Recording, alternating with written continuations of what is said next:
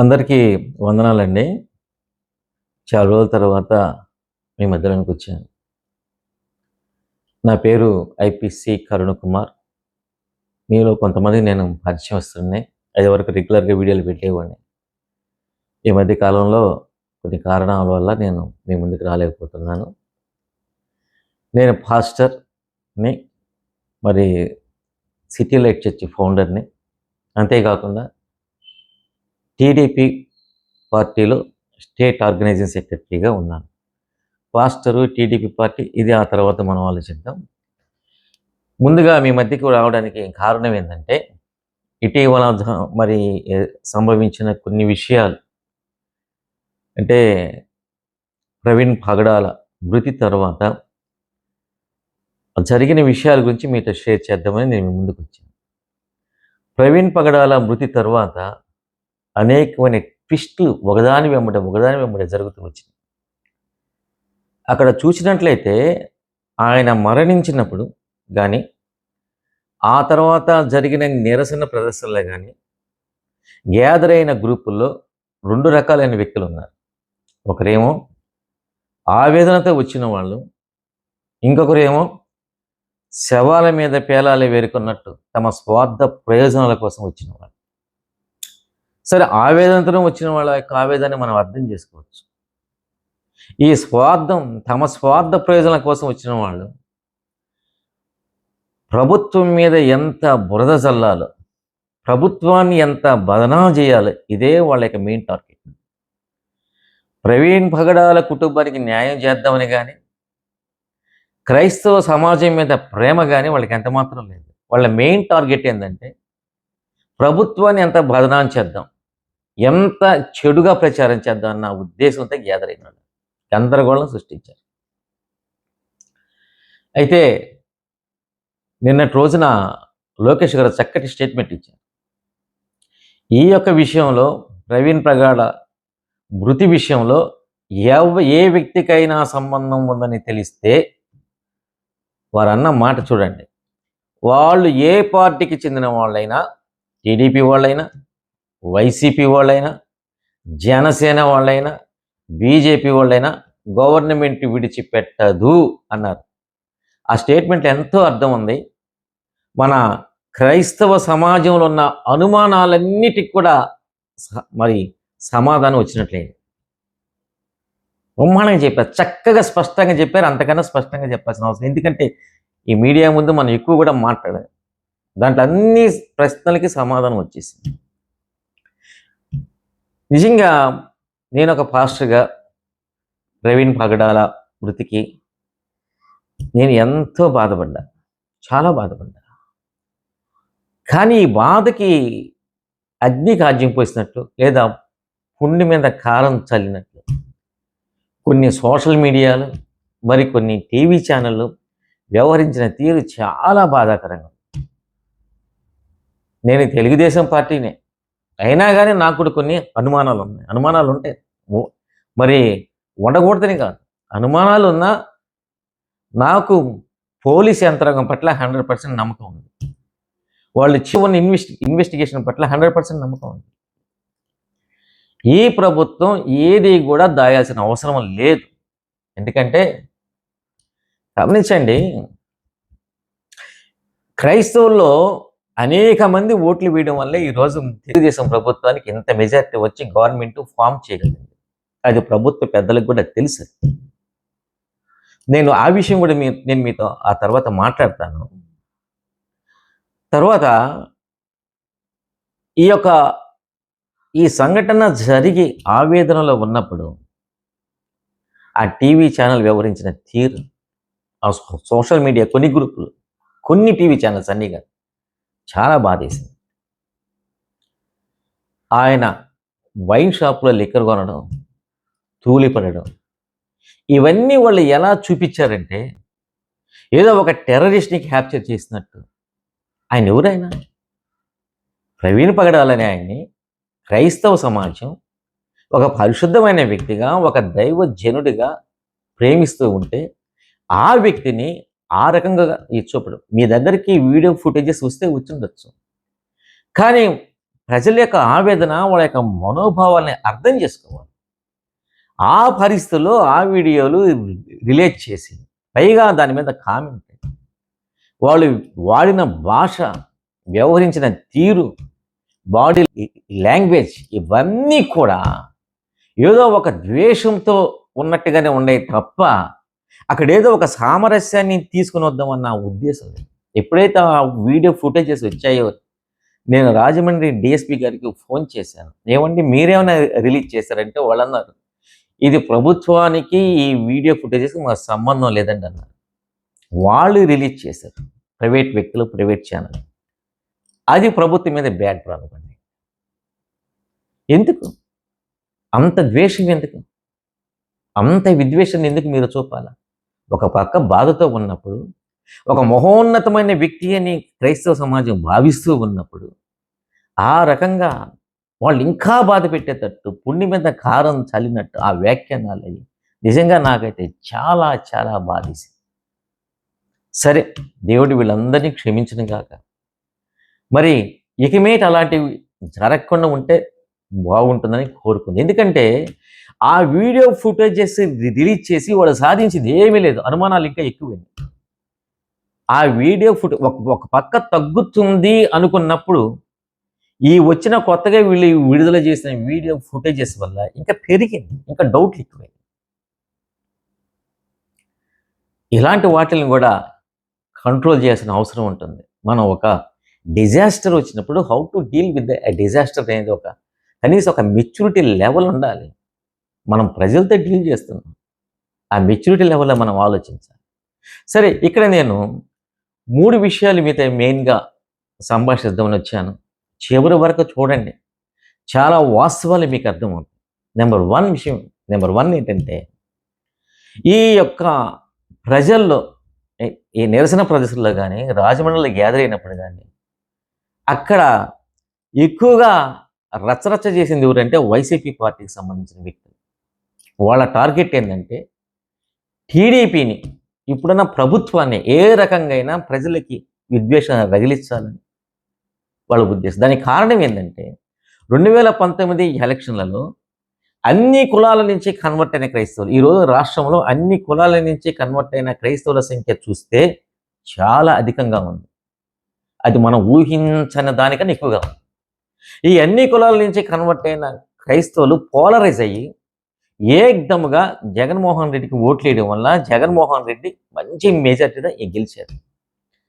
ఆ తర్వాత అతని పోకడ చూసి నచ్చక వీళ్ళందరూ కూడా మెజార్టీ పీపుల్ 2024 ఎలక్షన్లో మరి తెలుగుదేశం వైపు మొగ్గి తెలుగుదేశం పార్టీకి ఓట్లు వేశారు. దానికి కారణం ఏదైనా కావచ్చు. చంద్రబాబు నాయుడు యొక్క చరిత్ర, ఆయన ఏ విధంగా పరిపాలించారు రాష్ట్రాన్ని అనే చరిత్ర ఉండొచ్చు. మరి ఎందుకనో క్రైస్తవులు కానివ్వండి, ముస్లిమ్స్ కానివ్వండి లోకేష్ని నమ్మారు. మరి లోకేష్ని ఎందుకు నమ్మారో కానీ మొత్తానికి వాళ్ళు లోకేష్ని, ఒక నూతన నాయకుడు, ఆ నాయకత్వం లోకేష్ని నమ్మారు, ఓట్లేశారు. ఇది ప్రభుత్వానికి కూడా తెలుసు, మరి తెలుగుదేశం ప్రభుత్వానికి కూడా తెలిసి క్రైస్తవులే కాదు పాస్టర్లు కూడా వీధుల్లోకి వచ్చి ఈ తెలుగుదేశం పార్టీ కొరకు ప్రచారం చేశారు. నాకైతే నేనే వచ్చాను, అరే బాబు మనం మోసపోయామేమో అని సరే ఇప్పుడు రాజకీయాలు ఏం మాట్లాడను అనే ఉద్దేశంతో నేనే వచ్చాను. ఇప్పుడు వైసీపీ టార్గెట్ ఏంటంటే ఈ టీడీపీకి తరలి వెళ్ళిన ఈ హ్యూజ్ ఓట్ బ్యాంక్ని మళ్ళీ వైసీపీకి వైపుకి లాక్కు రావాలంటే వాళ్ళకున్న ఒకే ఒక అవకాశం ఏంటంటే టీడీపీ మీద వ్యతిరేకత రెప్పించాలి, టీడీపీకి క్రైస్తవుల మధ్య గ్యాప్ సృష్టించాలి. అది వాళ్ళ టార్గెట్, అది వాళ్ళ స్ట్రాటజీ. దానికోసం చూడండి, ప్రతి ర్యాలీలో కూడా మాట్లాడింది వాళ్ళే, స్పీకర్లు వాళ్ళే, ర్యాలీ నడిపించింది వాళ్ళే, గందరగోళం చేసింది కూడా వాళ్ళే. వాళ్ళ టార్గెట్ అలా ఏంటంటే ఎలాగైనా కానీ ఈ ప్రభుత్వం మీద విషం చిమ్మాలా, ప్రభుత్వం వైపుకి అంటే తెలుగుదేశం పార్టీ వైపుకి మరలిన ఓటు బ్యాంకుని మళ్ళీ వైసీపీ వైపుకి లాక్కు రావాలి. ఇది వాళ్ళ టార్గెట్. అది నెంబర్ 1 పాయింట్. రాబోయే రోజుల్లో కూడా వీళ్ళు ఇలాంటి కార్యక్రమాలు ఇంకా కూడా అనేకం చేసే అవకాశాలు ఉన్నాయి. ప్రజలారా అప్రమత్తంగా ఉండండి. ఇంకో విషయం కూడా మీతో చెప్తూ ఉన్నా, ఇప్పుడు జగన్మోహన్ రెడ్డికి ఉన్న ఓటు బ్యాంక్, ఆ huge Christian vote bank TDP వైపుకి వచ్చేసింది. ఇప్పుడు జగన్మోహన్ రెడ్డికి 2024 ఎలక్షన్లో పడ్డ ఓట్లన్నీ కూడా స్థానిక నాయకత్వానికి సంబంధించిన ఓట్లే తప్ప జగన్మోహన్ రెడ్డి కెరిస్మాతో వచ్చిన ఓట్లు కాదు. జగన్మోహన్ రెడ్డి కెరిస్మాతో వచ్చిన ఓటు బ్యాంక్ అంతా టీడీపీ వైపు షిఫ్ట్ అయింది. మళ్ళీ దాన్ని ఎలాగైనా సంపాదించుకోవాలని కుయుక్తులు, పన్నాగాలు. కాబట్టి రాబోయే రోజుల్లో ఇంకా అనేక రకాలుగా చేసేదానికి అవకాశం. ప్రజలందరూ కూడా, క్రైస్తవ సమాజం అంతా కూడా వీళ్ళ యొక్క ఈ మోసాలకి, రెచ్చగొట్టే వ్యాఖ్యలకి లోను కావద్దని కోరుకుంటూ ఉన్నాం. మనం మంచి ప్రభుత్వంలో ఉన్నాం. ఏ విధమైన మనకు ఇబ్బంది వచ్చినా వెంటనే రెస్పాండ్ అయ్యే ప్రభుత్వం ఉంది. నేను కొంతమంది రాష్ట్ర నాయకులు లోకేష్ గారిని కలుద్దాం అన్నప్పుడు కొల్లు రవీంద్ర గారికి నేను ఫోన్ చేశాను. మంత్రి గారు నాకైతే క్లోజ్ కాబట్టి ఫోన్ చేస్తే ఆయన, నేను ఇప్పుడు లోకేష్ గారి దగ్గరే ఉన్నానన్న, ఇట్లా మా వాళ్ళకి కలుద్దాం అంటున్నారంటే ఆయన లోకేష్ గారితో మాట్లాడి తప్పకుండా ఎనీ టైం ఎప్పుడైనా వచ్చి కలవచ్చు, మాట్లాడవచ్చు అన్నారంట. మరి ఆ తర్వాత నేను ఆ విషయం వాళ్ళకి చెప్పాను, ఎవరెవరు వస్తున్నారంటే తర్వాత వాళ్ళు రెస్పాండ్ అవ్వలేదు. మరి వాళ్ళ ప్రాబ్లమ్స్ ఏం వాళ్ళు. ఎందుకు చెప్తున్నానంటే ఈ ప్రభుత్వం ఎల్లవేళలా మీ బాధలు వినడానికి సిద్ధంగా ఉంది. సరే, నెంబర్ 2 పాయింట్ ఏంటంటే మనం వాస్తవాల్లోకి వద్దాం. ఇంత గందరగోళం జరగడానికి కారణం ఏంటి? ఎంతోమంది పాస్టర్లు యాక్సిడెంట్లలో చనిపోతూ ఉన్నారు. మరి ఎవరిని కూడా, ఏ యాక్సిడెంట్ని కూడా ఇది హత్య అని ఇప్పుడు కూడా క్రైస్తవులు అన్నారు. మరి ఈ యాక్సిడెంట్నే హత్య మరి ఎందుకంటున్నారు? అది ఆలోచించాల్సిన విషయం. ఎంతోమంది క్రైస్తవులు యాక్సిడెంట్లలో చనిపోతూ ఉన్నారు. ఈ యాక్సిడెంట్లో చనిపోయిన, మరి అది యాక్సిడెంట్ అంటున్నాను, ఇంకా అది కూడా యాక్సిడెంట్ అని నిర్ధారణ అవ్వలేదు. ఇంకా దాని మీద మరి ఇన్వెస్టిగేషన్ జరుగుతూనే ఉంది. మరి ఇక్కడ చనిపోయిన ప్రవీణ్ పగడాలనే ఎందుకు హత్య చేశారని క్రైస్తవ సమాజం అంటారు. దానికి కారణం ఏంటో రూట్లోకి వెళ్ళాలి. ఏదో ఆవేశాలతో మాట్లాడటం కాదు. ఎందుకని ఈ విధంగా వస్తున్నారు? దానికి కారణం ఏంటంటే ప్రవీణ్ పగడాల మీదకి వచ్చిన బెదిరింపులు, నిన్ను చంపుతామని వచ్చిన హెచ్చరికలు, ఇవి దానికి కారణం ఇవి. మనం ఆ రూట్లోకి వెళ్ళాలి. ఇలాంటి శాంతి భద్రతలను అస్థిరపరిచే వ్యాఖ్యలు కానీ, హెచ్చరికలు కానీ ఉన్నంత కాలం ఈ అలజడి, ఈ గందరగోళం ఉంటుంది. అలాంటి వ్యక్తుల్ని కంట్రోల్ చేయకపోతే శాంతి భద్రతలకు ప్రమాదం. అలాంటి వ్యక్తులను యాంటీ సోషల్ ఎలిమెంట్స్ ఉపయోగించుకొని ఇంకా రాష్ట్రంలో అశాంతిని రెచ్చగొట్టే అవకాశాలు ఉన్నాయి. కాబట్టి శాంతి భద్రతలకు విఘాతంగా కలిగించే ఏ వ్యాఖ్యలు చేసే ఏ మతానికి సంబంధించిన వ్యక్తులనైనా దయచేసి ఇప్పటికైనా మరి ప్రభుత్వం కానీ, పోలీస్ డిపార్ట్మెంట్ అలాంటి వ్యక్తుల్ని గుర్తించి వాళ్ళని అదుపులో ఉంచాలి. లేదంటే భవిష్యత్తులో చాలా ప్రమాదకరమైన సంకేతాలు ఉన్నాయి. మరి ఎందుకంటే క్రూరమైన తోడేళ్ళ వంటి మనుషులు ఇంకా చాలా రకాల పన్నాగాలతో వస్తూ ఉన్నారు. జాగ్రత్త. నేను కూడా నా వంతుగా ఈ విషయాలన్నీ కూడా ప్రభుత్వం దృష్టికి నేను తీసుకెళ్తాను. లోకేష్ గారు ఎప్పుడూ సానుకూలంగా స్పందించే వ్యక్తి. ఎందుకంటే నేను ఈ ఫ్రైడే రోజులు ఇవి కరెక్ట్గా గుడ్ ఫ్రైడే రోజున లాస్ట్ ఇయర్ భువనేశ్వరి గారు మచిలీపట్నం వచ్చారు. నేనే దగ్గరున్నాను. ఈరోజు గుడ్ ఫ్రైడే కదా, ఏదన్నా చర్చికి వెళ్తే బాగుంటుంది అన్నారు. నేను దగ్గరుండి ఒక చర్చికి తీసుకెళ్ళాను. ఆ వీడియో క్లిప్పింగ్ నా దగ్గర నేను చూపిస్తాను. అరగంట సేపు ఆమె మోకరిల్లి ప్రార్థన చేసింది. వాస్తవం.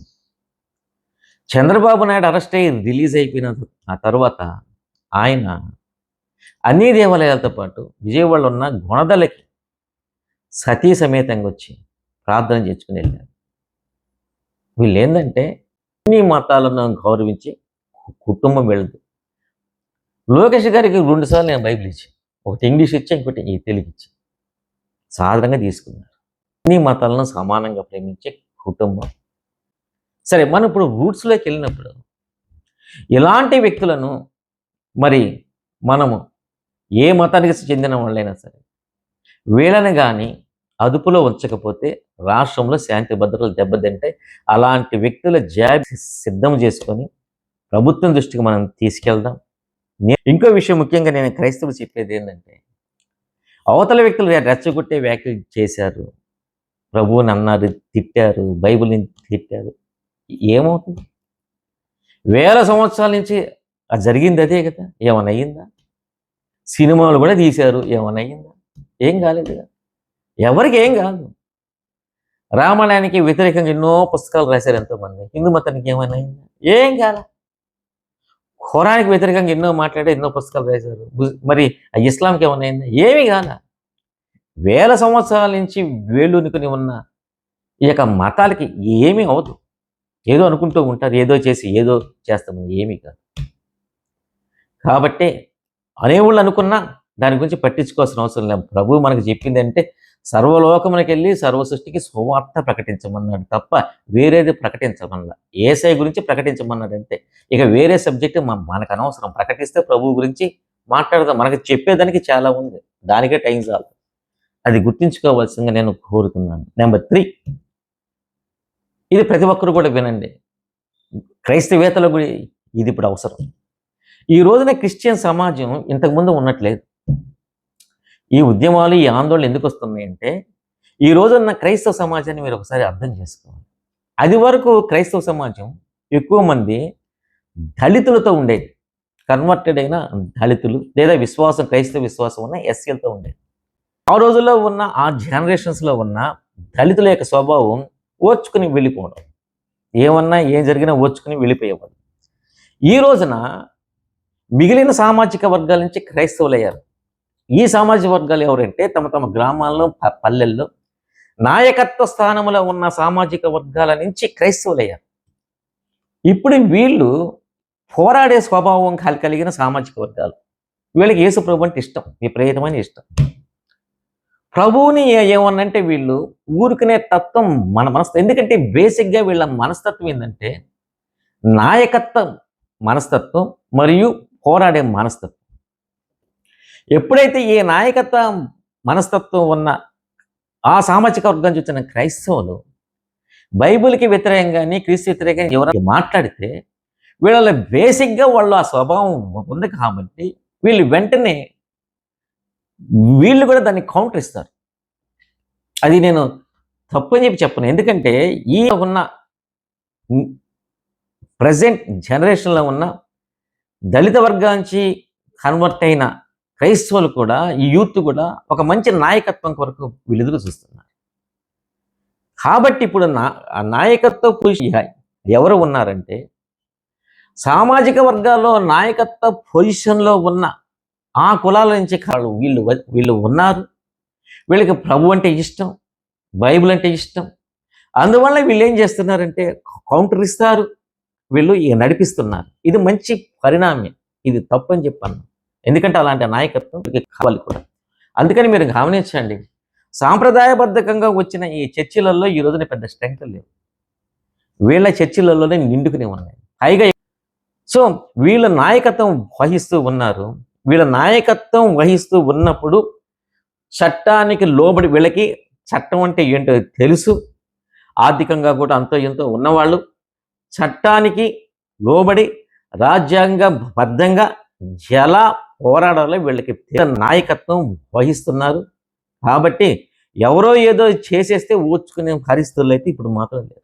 అది వరకులాగా మాత్రం లేదు. అది కూడా గమనించండి. మీరు ఈ రోజున్న సామాజిక వర్గం, ఈ రోజున్న క్రైస్తవ సమాజాన్ని మీరు పరిశీలించండి, నాయకులను కూడా మీరు పరిశీలించండి. అంతేకాకుండా దళిత కమ్యూనిటీ నుంచి కన్వర్ట్ అయిన క్రైస్తవులు కూడా అంతో ఎంతో సంపాదించుకున్నారు, బాగా సంపాదించుకున్నారు. 100 కోట్లు సంపాదించుకున్న వ్యక్తులు కూడా ఉన్నారు. సాఫ్ట్వేర్ కంపెనీలు ఉన్న వ్యక్తులు ఉన్నారు, హాస్పిటల్స్ ఉన్న వ్యక్తులు ఉన్నారు, సంపాదించుకున్నారు. ఎవరికి వాళ్ళు ఉందాగా బ్రతుకుతున్నారు. కాబట్టి ఈ రోజున్న సామాజిక మరి క్రిస్టియన్ సమాజం అది వరకు లేదు. వీళ్ళకి కూడా హక్కుల కోసము రాజ్యాంగబద్ధంగాను పోరాడేదానికి సిద్ధంగా ఉన్నారు. ఇవన్నీ కూడా మరి మనం గమనించాలి, గ్రహించాలి. మరి రాబోయే రోజుల్లో పరిస్థితులు ఎలా ఉంటాయో తెలియదు కాబట్టి ప్రియ క్రైస్తవ సమాజం జాగ్రత్తగా ఉందాం. మనం ప్రభువు చెప్పాడు, పావురం వలె నిష్కపటలై ఉండాలి, పాము వలె వివేకం కలిగి ఉండాలి. పాము వలె మనం కూడా వివేకం కలిగి ఉందాం. మన రాష్ట్రంలో మంచి ప్రభుత్వం ఉంది, మంచి నాయకులు ఉన్నారు. మన రాష్ట్రం కొరకు ప్రార్థన చేద్దాం. దేవుడు తప్పకుండా తొందరలోనే ప్రవీణ్ పగడాల విషయంలో ఒకవేళ అన్యాయంగానే జరిగి ఉంటే దాన్ని బయటికి దేవుడు తప్పకుండా తీసుకుని వస్తాడని నమ్ముదాం, ప్రార్థన చేద్దాం. God bless you. మళ్ళీ నేను ఇక ముందు నుంచి మీతో రెగ్యులర్గా టచ్లో ఉంటాను. నా ఛానల్ని మీరు సబ్స్క్రైబ్ చేసుకోండి. మళ్ళీ మనం అనేక విషయాలు మాట్లాడుకుందాం. God bless you.